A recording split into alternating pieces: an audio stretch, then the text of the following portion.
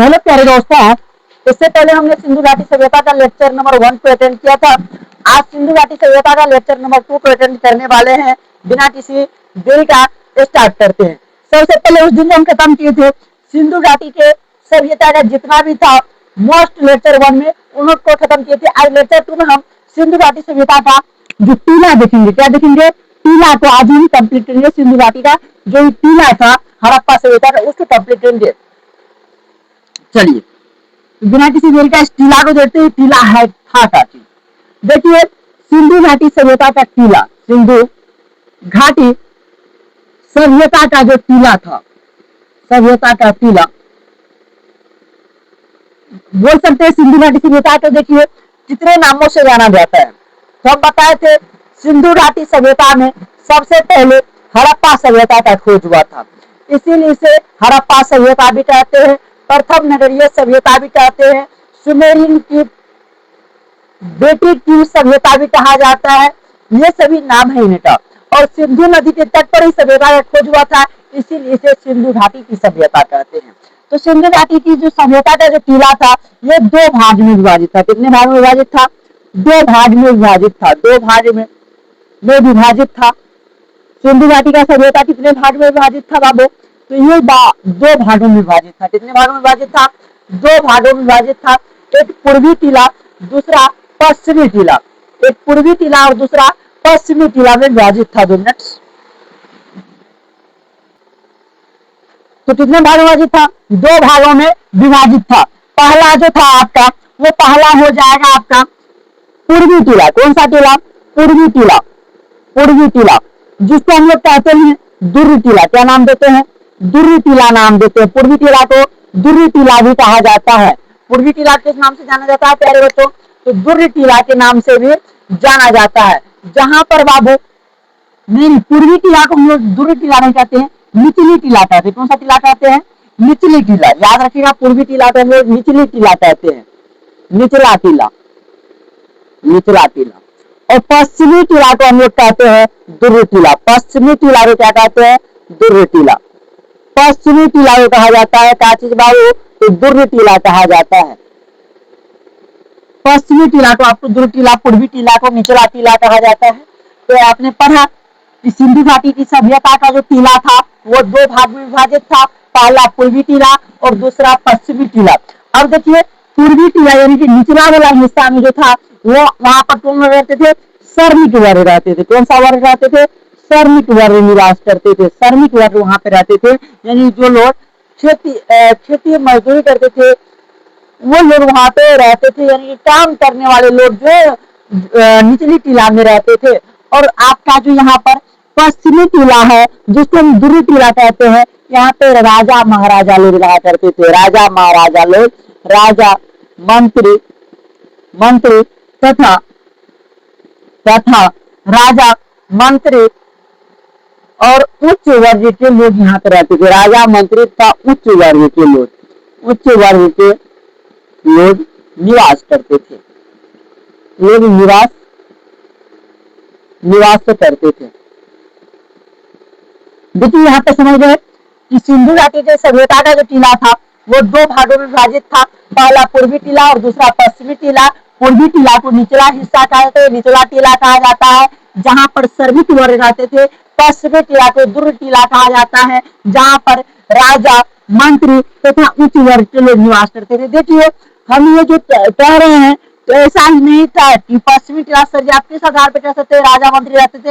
हो सकता है यहाँ पर देखिए इतिहासकार जो होता है कोई चीज को देख करके ही अंदाजा लगा करके ही जो राशि करता है यानी कि उसके बारे में बताता है। तो अंदाजा यहाँ पर हो सकता है बड़े बड़े शिलालेख मिले होंगे, बड़े बड़े पत्थर टूटे मिले, बड़ा बड़ा वहां पर औजार धातु का सामान से मिला होगा, इसीलिए आप कहा गया होगा कि पश्चिमी टीला को दुर्री टीला कहते हैं। यहाँ का जो रक्षा व्यवस्था था सबसे ज्यादा रक्षा व्यवस्था की यहाँ पर बात किया गया था। सबसे ज्यादा रक्षा व्यवस्था यानी कि 4 दीवारी था। यहाँ पर 4 दीवारी यानी कि यहाँ पर कोई भी विदाउट परमिशन अंदर नहीं आ सकता था, चारों साइड से घेरा हुआ था। देखिए ये सिंधु घाटी का सही हड़प्पा सभ्यता के बारे में भी आप पढ़ रहे थे। यहाँ पर एक और था नगर धोलावीरा। एक नगर का नाम है धोलावीरा। यहाँ पर जो था आपका धोलावीरा के बारे में समझिए, अभी विस्तार से समझने की बाकी है। धोलावीरा में 3 टीला मिला है। कितने टीला मिला है? 3 प्रकार के टीले मिले हैं। धोलावीरा में 3 प्रकार का टीला मिला है। 3 प्रकार का टीला मिला है। 3 प्रकार का टीला मिला है, जिसमें से पहला आपका होगा पश्चिमी टीला, मध्यम टीला और निचला टीला। पहला आपका कौन सा टीला? पश्चिमी टीला, पश्चिमी टीला। दूसरा मध्यम टीला, दूसरा कौन सा? मध्यम टीला, मध्यम टीला। और तीसरा कौन सा? तो निचली टीला, निचली टीला। अब देखिए यहाँ पर ये 3 तरह से टीला मिला है धोलावीरा में। धोलावीरा में कितने प्रकार टीले मिले हैं? 3 प्रकार के, पश्चिमी टीला, मध्यम टीला और निचली टीला। वहीं पर हम बात करें हड़प्पा सभ्यता वाली सिंधु घाटी सभ्यता में, तो यहाँ पर जो मिला है 2 तरह का हमको मिला है टीला। पहला पूर्वी टीला, दूसरा पश्चिमी टीला। पूर्वी टीला को निचला टीला कहा जाता है, जहाँ पे श्रमिक वर्ग रहते थे।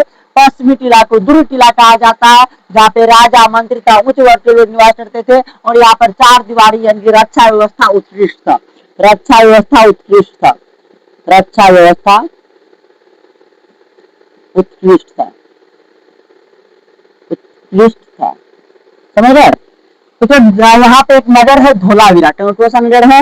धोलावीरा नगर है, जहाँ पर 3 प्रकार का टीला मिला है, पश्चिमी टीला, मध्यम टीला और निचली टीला। अब देखिए पश्चिमी टीला पर राजा, मंत्री और पुजारी रहते थे। राजा, राजा, मंत्री और पुजारी रहते थे। राजा, मंत्री और पुजारी रहते थे। मध्यम टीला में आपको जो रहते थे, वहां पे रहते थे मध्यम वर्ग के लोग। मध्यम टीला में मध्यम वर्ग के लोग, मध्यम वर्ग के लोग, मध्यम वर्ग के लोग। और निचली टीला में सबसे निचली जो जाती है श्रमिक वर्ग रहते थे। कौन सा वर्ग रहते थे? श्रमिक वर्ग रहते थे। समझ गए? यहाँ पे इतना तक सब समझ में आ गया कि नगर यहाँ पे धोलावीरा था। धोलावीरा में 3 प्रकार टीला मिला, पश्चिमी टीला, मध्यम टीला और निचले टीला। पश्चिमी टीला में राजा, मंत्री था, पुजारी रहते थे, जो सबसे ऊंचा टीला था। यहाँ पे था मध्यम टीला, जहाँ पर मध्यम वर्ग के लोग, मध्यम टीला में मध्यम वर्ग के लोग रहते थे। निचले टीला में श्रमिक वर्ग रहते थे। यहाँ तक सबको समझ में आ गया होगा। तो आगे जो हम पढ़ने वाले अभी है, तो सिंधु घाटी सभ्यता के स्थल के बारे में पढ़ने वाले। कौन कौन सा स्थल यहाँ पर मिला है? 2 मिनट साफ क्लीन करते हैं और सिंधु घाटी सभ्यता का पूरा स्थल के बारे में हम पढ़ते हैं।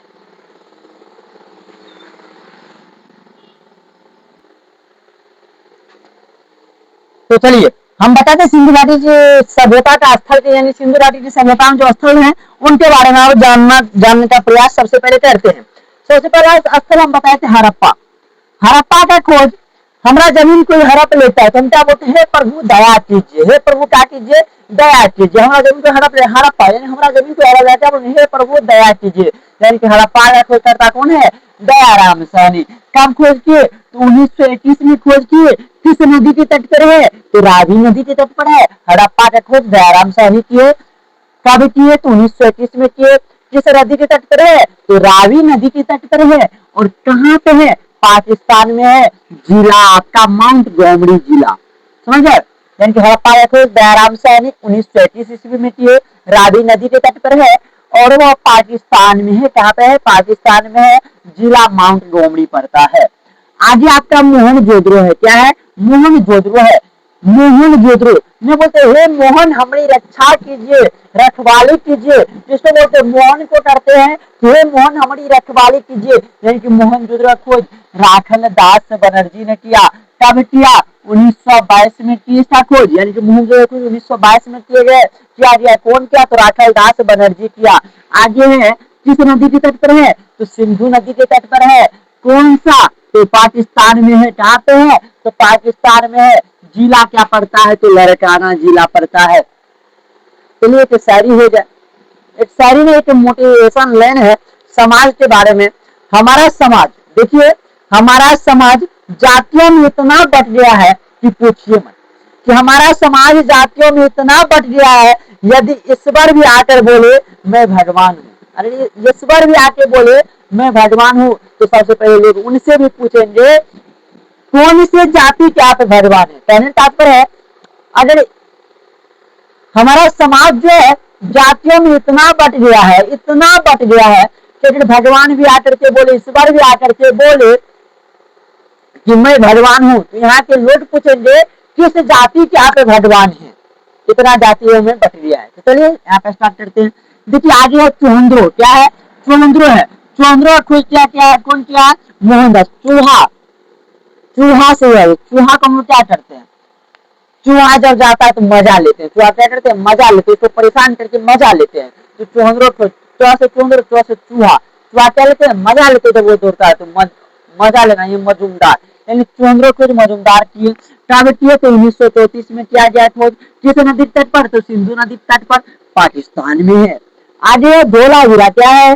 धोलावीरा। धोलावीरा का खोज आर एस बिष्ट ने किया। कौन किया? आर एस बिष्ट ने किया।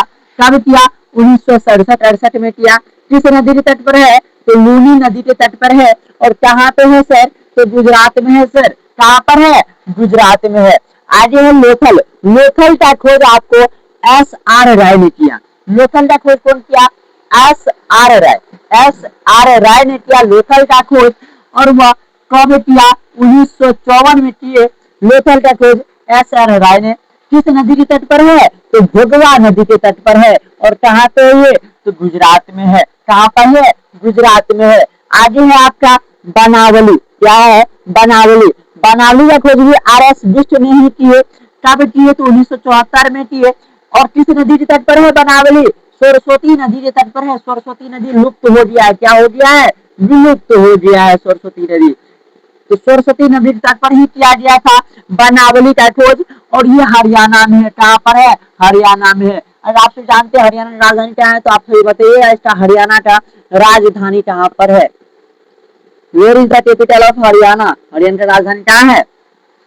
तो चलिए बनावली का खोज आर एस बिष्ट ने किया, 1974 में किया गया। बनावली का खोज किस नदी के तट पर? सरस्वती नदी के तट पर। और कहाँ पे है? हरियाणा में है। बताइएगा राजधानी कमेंट में। कालीबंगन, कालीबंगन का खोज देखिए। कालीबंगन, यहाँ पर काली चूड़िया बहुत ज्यादा मिली, तो इसी के आधार पर इसका नाम कालीबंगन रखा गया। क्या नाम रखा गया? कालीबंगन नाम रखा गया। तो कालीबंगन का खोज अमलानंद घोष ने किया। कौन किया? अमलानंद घोष ने किया। कब किया? 1953 ईस्वी में किया गया कालीबंगन का खोज। अमलानंद घोष ने किया।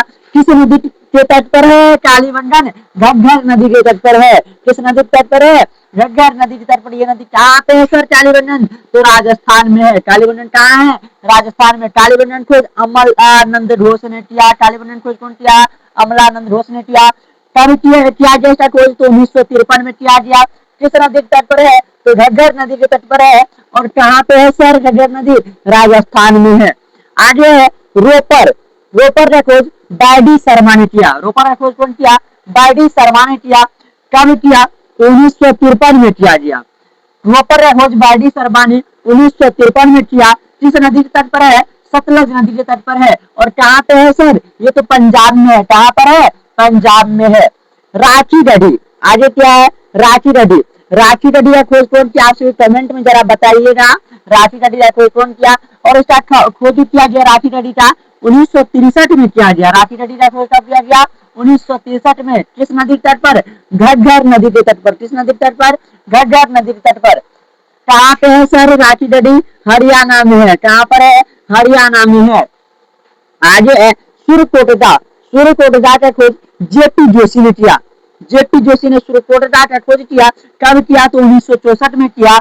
किस नदी के तट पर है? शादीपुर नदी के तट पर है। और ये गुजरात में है। देखिए हड़प्पा का खोज दयाराम साहनी ने किया, 1921 ईस्वी में किया गया। और ये रावी नदी के तट पर है। कहाँ पे है? पाकिस्तान में है। जिला माउंट गोमरी पड़ता है। आगे मोहनजोदड़ो खोज राखलदास बनर्जी ने किया, 1922 ईस्वी में सिंधु नदी के तट पर, पाकिस्तान में। जिला लड़काना पड़ता है। फिर है चुहंद्रो मजुमदार ने खोज किया 1934 में, सिंधु नदी के तट पर है। जिला क्या देश पाकिस्तान में है। आगे आपका है धोलावीरा। तो धोलावीरा खोज आर एस बिष्ट ने किया 1967-68 में, लूनी नदी के तट पर है। गुजरात में है। आगे है लोथल है। लोथल का खोज आर एस बिष्ट ने ही किया। कब किया? नहीं है, लोथल एस आर राय ने किया 1954 में, भगवा नदी तट पर, गुजरात में है। बनावली का खोज आर एस बिष्ट ने किया 1974 में। सरस्वती नदी के तट पर हरियाणा में है। हरियाणा की राजधानी आप नहीं जानते तो चंडीगढ़ है। हरियाणा राजधानी जय, कहाँ है हरियाणा राजधानी? हरियाणा चंडीगढ़, कहाँ है? चंडीगढ़। चलिए, कालीबंधन खोज अमलानंद घोष ने किया 1953 में ढड्डा नदी तट पर राजस्थान। रोपर का खोज, चलिए, रोपर खोज बाडी शर्मा 1953 में सतलज नदी तट पर पंजाब में है। राठी डैया खोज कौन किया? कमेंट में बताइएगा। 1963 में किया गया, ढड्डा नदी तट पर हरियाणा में है। सुरकोटदा जेपी जोशी ने खोज किया 1964 में, शादी टोर नदी तट पर है, गुजरात में है। चलिए, तो फिर इसका नेक्स्ट एपिसोड आएगा। तो सबसे पहले शायरी और सुनिए आप सभी। तू अपनी खूबियां ढूंढ, खामियां निकालने के लिए लोड है। सुनिए जरा गौर से सुनिएगा, किसने चाहिए पता नहीं, जरा गौर से आप सुनिएगा। तू अपनी खूबियां ढूंढ, खामियां निकालने के लिए लोग है ना। अगर रखना है कदम तो आगे रख, पीछे खींचने के लिए लोग है ना। सपना देखना है तो नीचा देख, नीचा दिखाने के लिए लोग है ना। तू अपने अंदर जुनून की चिंगारी जला, जलने के लिए लोग है ना। प्यार करना है तो खुद से करो, नफरत करने के लिए लोग है ना। आगे तो अपनी अलग पहचान बना, भीड़ में चलने के लिए लोग है ना। तू कुछ करके दिखा दुनिया को, कि तू कुछ करके दिखा दुनिया को, तालियां बजाने के लिए लोग है ना।